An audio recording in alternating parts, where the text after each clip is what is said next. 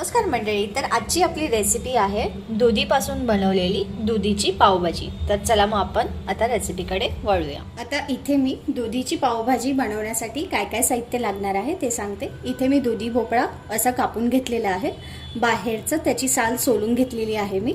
एक टोमॅटो घेतलेला आहे, एक कांदा असा चिरून घेतलेला आहे, कोथिंबीर घेतली आहे आणि हिरवी मिरची घेतली आहे। तर चला आता आपण पुढची प्रोसेस बघूया। सर्वात प्रथम मी दुधीला उकळून घेणार आहे। जसं आपण पावभाजीला सगळ्या भाज्या उकळून घेतो तसंच कुकरमध्ये ह्या भाजीलाही उकळून घेतो।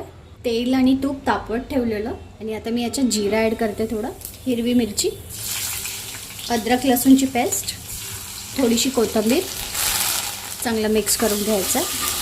आता मी कांदा टाकून घेते, आता मी याच्यात मीठ टाकून घेते थोडं, आता टोमॅटो टाकून घेते। आता मी याच्यात काश्मीरी लाल मिरची पावडर टाकते, लाल तिखट पावडर, हळद, धना पावडर, पावभाजी मसाला।